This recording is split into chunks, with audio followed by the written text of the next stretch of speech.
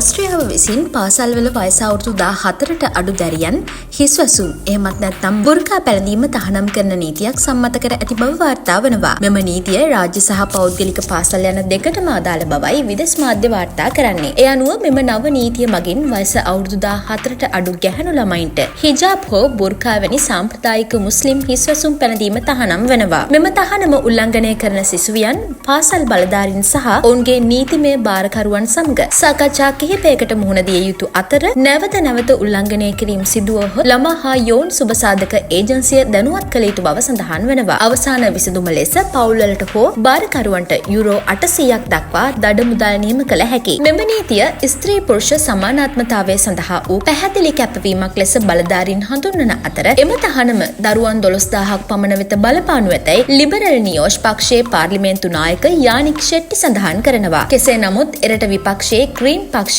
මෙම නව නීතිය පැහැදිලිවම ව්‍යවස්ථා විරෝධී බව ප්‍රකාශ කර තිබෙනවා. ඕස්ට්‍රියාවේ නිල ඉස්ලාමීය ප්‍රජාව සඳහන් කළේ මෙම තහනම මූලික අයිතිවාසිකම් උල්ලංඝනය කරන බවත් එය සමාජයේ බෙදීමට හේතු වන බවයි. 2020 දී වයස අවුරුදු 10ට අඩු දැරියන් සඳහා වූ සමාන හිසසුම් තහනමක් මුස්ලිම්වරුන් විශේෂයෙන් ඉලක්ක කළ නිසා ව්‍යවස්ථාපිත අධිකරණය විසින් අහෝසි කරන ලද බව IGGO සිහිපත් කරනවා. කෙසේ වෙතත් රජය සඳහන් කරන්නේ මෙවර එම ගැටලුව මගහැරීමට උත්සාහ කර ඇති බවයි. මෙම නව නීතිය ව්‍යවස්ථාපිත අධිකරණයෙන් සම්මත වේද යන්න පිළිබඳ තමාට විශ්වාස නැති බව නීතියට පක්ෂව ඡන්දය දුන් නියෝස් පක්ෂය පවසා තිබෙනවා. දැනුවත් කිරීමේ පර්යේෂණ කාලයක් 2026 පෙබරවාරි මාසයේදී ආරම්භ කරන අතර සම්පූර්ණ තහනම ලබන සැප්තැම්බර් මාසයේදී බලාත්මක කිරීමට නියමිතයි. තහනමට පක්ෂව ඡන්දය දුන් විපක්ෂයේ අති දක්ෂිණාංශික ෆ්‍රීඩම් පක්ෂය කියා සිටියේ මෙම නීතිය ප්‍රමාණාත්මක නොවන බවයි. පාසල්වල හිස්වසුම් පිළිබඳ පොදු තහනමක් තිබිය යුතු බවත් ඒ සියලුම පාසල් සහ පාසල් කාර්ය මණ්ඩලය ඇතුළත් වන පරිදි පුළුල් කළ යුතු බවත් FPO සඳහන් කරනවා.